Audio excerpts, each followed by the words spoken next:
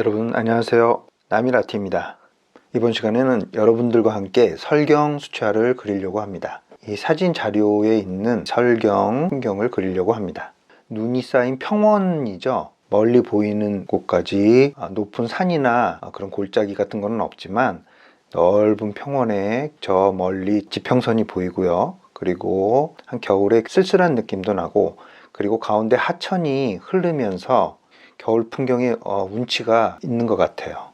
이 설경 자료 사진을 가지고 저와 함께 설경 수채화를 그려보도록 하겠습니다.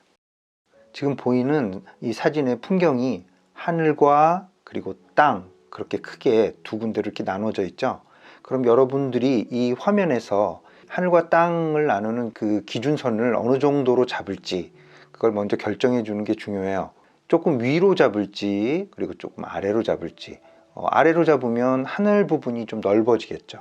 그쵸? 그리고 위로 잡으면 이 땅 부분이 좀 넓어질 거고. 사진에서는 경계가 2분의 1 지점에 있는데, 저는 하천의 느낌을 좀 더 살려주기 위해서 조금 더 기준선을 올려주겠습니다.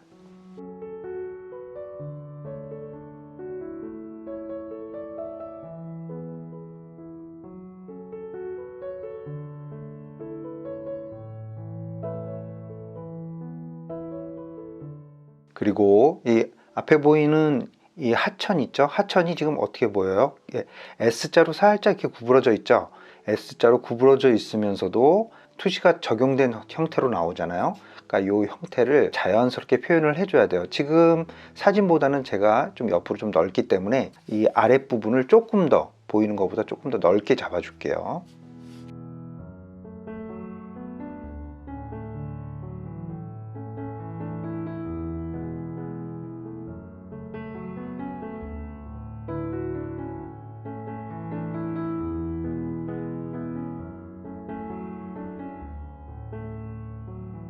자, 이렇게 S자 형태의 하천을 그렸습니다.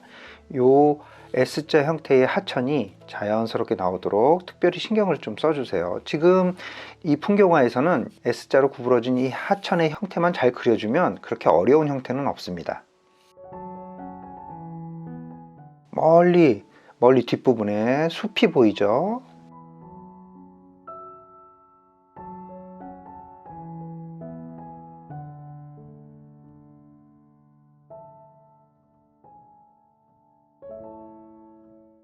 오른쪽에 있는 이 나무 두 그루는 나무의 형태를 조금 더 신경을 써줘서 그려주도록 하세요.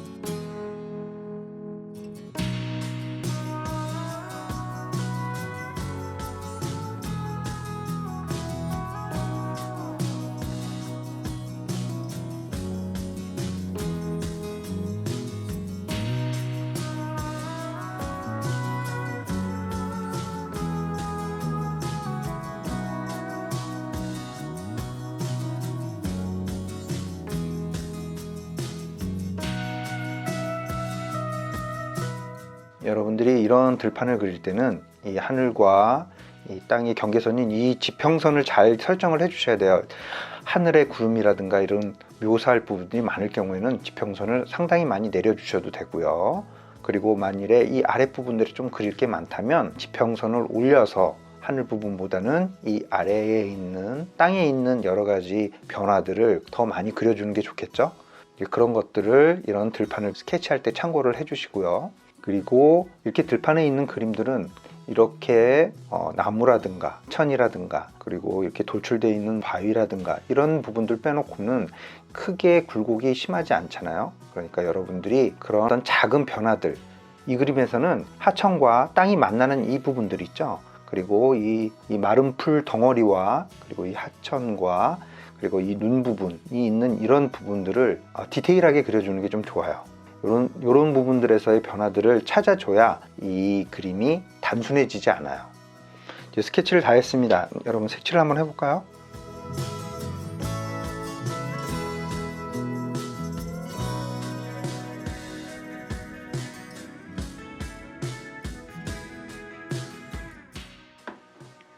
하늘 부분에 물을 발라주도록 하겠습니다.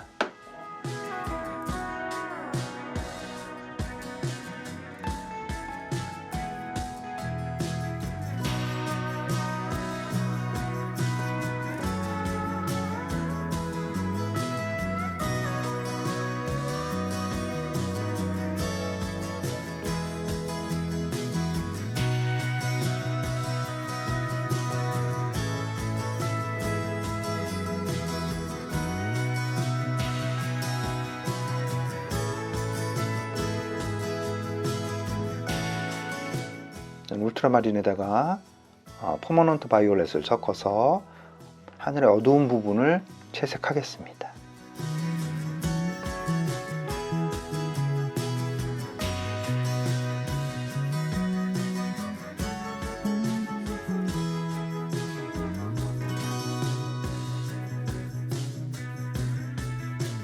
그리고 아주 밝게 물을 많이 타서요, 땅에 멀리 있는 눈 부분도 이렇게 색칠을 해주세요.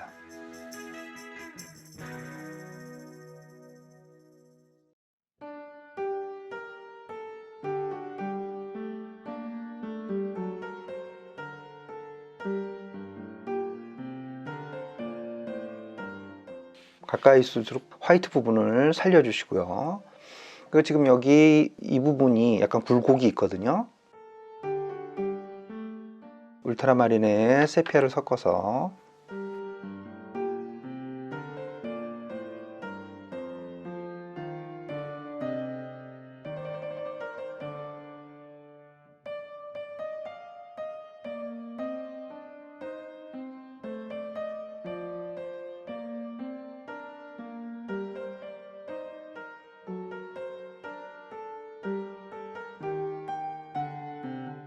지금 화면이 약간 젖어 있는 상태에서 멀리 있는 숲을 그리도록 하겠습니다.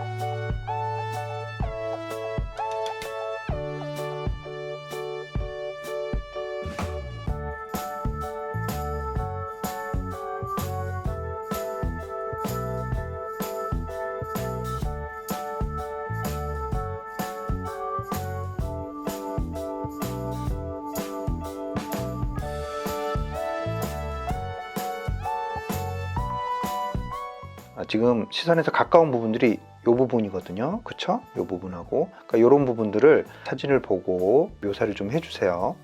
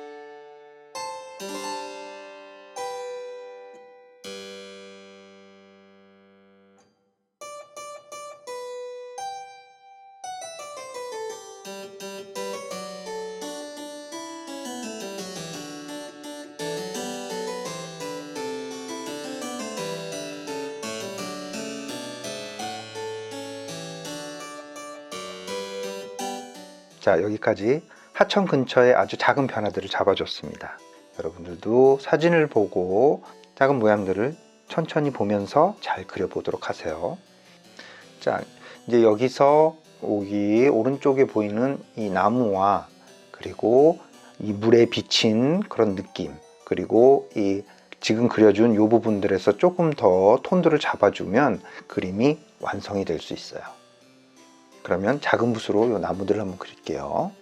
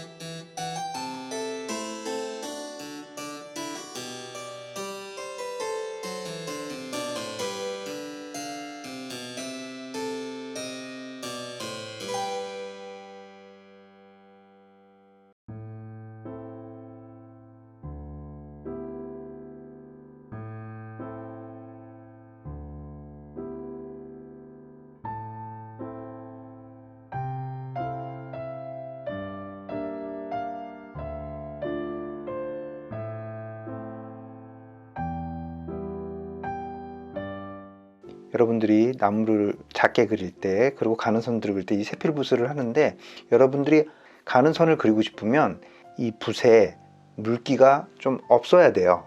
아무리 붓이 가늘어도 여기에 물이 많이 묻어서 그리면 가는 선들이 나오지 않아요.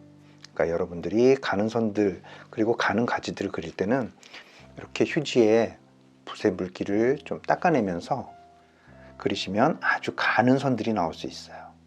여러분들이 참고를 하세요.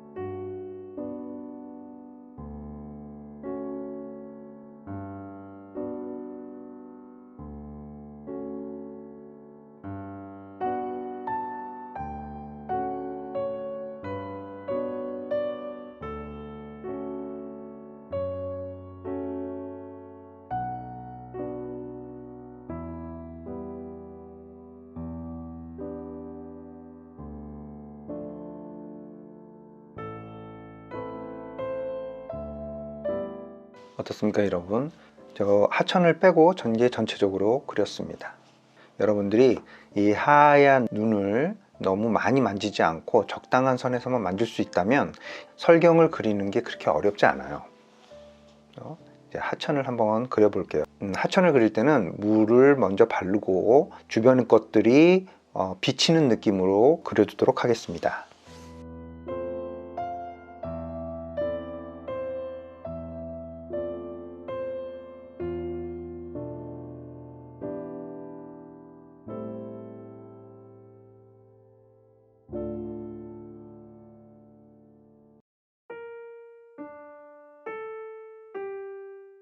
이 하천을 그릴 때는 이 아랫부분이 좀 진하고 이 뒷부분들이 좀 밝게 그렇게 할게요.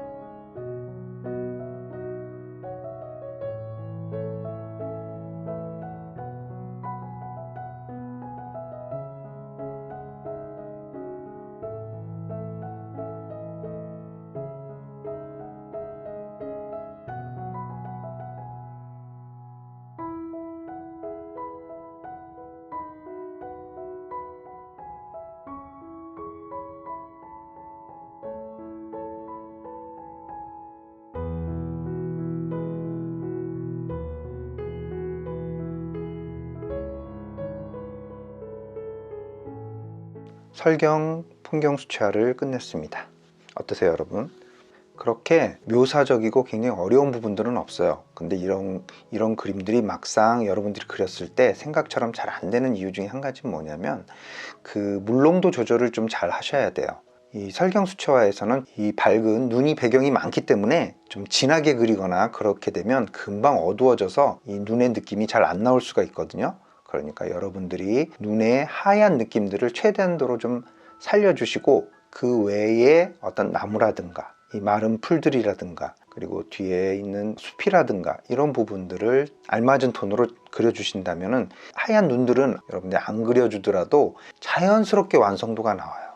이런 주변들을 그려줄수록 자연스럽게 밝은 눈의 느낌들이 나올 수 있거든요. 그러니까 여러분들이 그걸 잘 기억하셔서 눈 부분들은 많이 만져주지 않고 진하게 그려지지 않도록 신경을 써주면서 그림을 완성시켜 나가면 됩니다. 그럼 여기까지 설경 수채화를 모두 마치겠습니다. 여러분 오랫동안 시청해 주셔서 감사합니다. 지금까지 남일 아트였습니다.